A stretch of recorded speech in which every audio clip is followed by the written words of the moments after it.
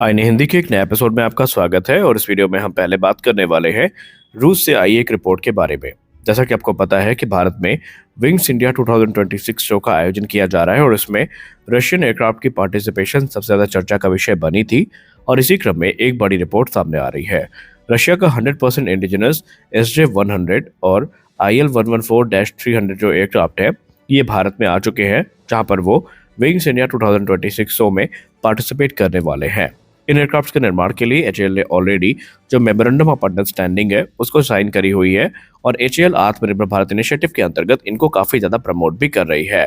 अब अगर एयरक्राफ्ट की हम बात करें तो ये क्रमशः रशियन में TV7-117 ST-01 और PD-8 इंजन से पावर्ड है और ये फिलहाल भारत के लिए काफी महत्वपूर्ण माने जा रहे हैं और उम्मीद है कि हिंदुस्तान एरोनॉटिक्स लिमिटेड आने वाले भविष्य में मिलिट्री एयरक्राफ्ट के साथ साथ जो कमर्शियल एयरक्राफ्ट की मैन्युफैक्चरिंग है ये भी रूस के साथ मिलकर शुरू करेगी। हमारी अगली बड़ी अपडेट आ रही है अस्त्र मिसाइल को लेकर के। अस्त्र मिसाइल को लेकर एक शॉकिंग रिपोर्ट सामने आई है। हम लोगों ने अभी तक अस्त्र मार्क 1 को लेकर यही सुना था कि अस्त्र मार्क 1 की जो मैक्सिमम इफेक्टिव रेंज है ये 110 किलोमीटर की है, लेकिन अब हालिया कुछ टेस्ट ऐसे हुए हैं जहां पर ये जो दावे हैं या रिपोर्ट है ये गलत साबित हुई है। दरअसल डीआरडीओ ऑफिशियल्स की बात माने तो अस्त्र मार्क 1 की जो मैक्सिमम रेंज है वो 140 किलोमीटर से ज़्यादा की है और इसके अलावा अस्त्र मार्क 2 पर टिप्पणी करते हुए उन्होंने कहा कि अस्त्र मार्क 2 की भी जो रेंज है वो 240 किलोमीटर से ज़्यादा की है। यानी कि आप सबने देखा कि आश्चर्यजनक तरीके से इन दोनों मिसाइल्स की रेंज में जो वृद्धि है वो हुई है। वहीं अगर हम अस्त्र मार्क 3 की बात करें जो कि solid fuel ducted ramjet technology पर आधारित है, तो अस्त्र मार्क 3 की भी रेंज 350 किलोमीटर तक क्लेम की जाती है। यानी भारत का जो BVR आर्सेनल है ये यहाँ पर लगातार मजबूत होता जा रहा है और इसका सीधा प्रभाव भारतीय वायुसेना की कॉम्बैट कैपेबिलिटी में हमें देखने को मिलने वाला है और आने वाले भविष्य में हमें बड़े ऑर्डर्स भी मिलने वाले हैं। हमारी अगली बड़ी अपडेट आ रही है फिलहाल इस समय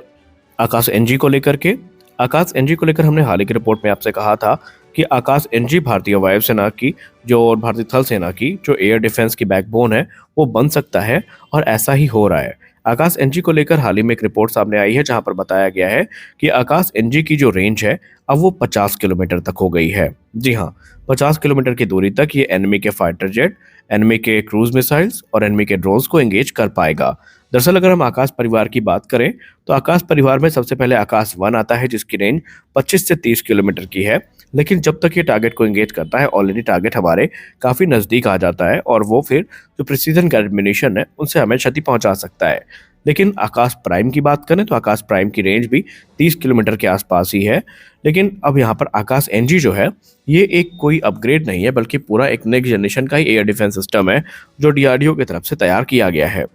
इसको लेकर जो रिपोर्ट सामने आई है उसमें यही बताया गया है कि आकाश NG में गाइडेंस सिस्टम को सुधारा गया है। इसमें हमें डुअल पल्स रॉकेट मोटर देखने को मिलती है। आकाश के दूसरे वेरिएंट पे हमें सिंगल पल्स रॉकेट देखने को मिलता है, यानी कि एक ही बार में रॉकेट अपनी सारी एनर्जी को ड्रेन कर देता है और बाद में वो अपनी ऊर्जा को खोना लगता है। लेकिन इसमें डुअल पल्स रॉकेट यूज किए गए हैं। पहला पल्स एयरक्राफ्ट की तरफ जो मिसाइल है उसको हेड करती है, यानी कि उसको चेस करती है, और जब एयरक्राफ्ट मनूवर करने की कोशिश करता है उसी में जो सेकेंड पल्स है वो एयरक्राफ्ट को मनूवर करने से पहले ही मार गिराती है और इसका क्लियर एडवांटेज भारतीय वायुसेना को देखने को मिलने वाला है। हालांकि अभी कुछ जो यूजर इवैल्यूएशन ट्रायल है वो होने हैं और उसके बाद जो बड़े ऑर्डर है आकाश NG के वो प्लेस कर दिए जाएंगे। आकाश NG एक अम्ब्रेला के अंतर्गत काम करेगा जहां पर यह भारत के लेयर डिफेंस नेटवर्क का एक अहम हिस्सा होने वाला है। यानी S-400 air defence system MRSAM के साथ आकाश NG की जो जोड़ी है वो काफी विध्वंसक मानी जा रही है और क्योंकि आकाश का जो परफॉर्मेंस रहा था ऑपरेशन सिंदूर में वो काफी अच्छा था और इसीलिए आकाश NG से भी हमारी उम्मीदें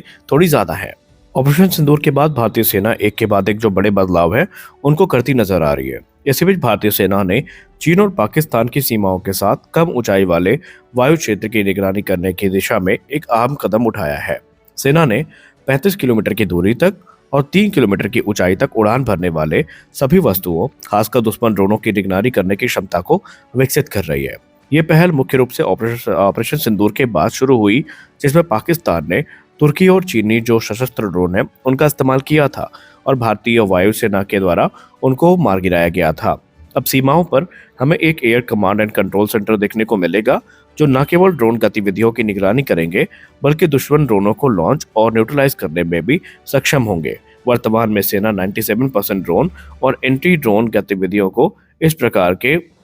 35 × 3 किलोमीटर के दायरे में संभाल रही है और इस कदम को काफी महत्वपूर्ण माना जा रहा है ड्रोन इन्फिल्ट्रेशन को रोकने के लिए।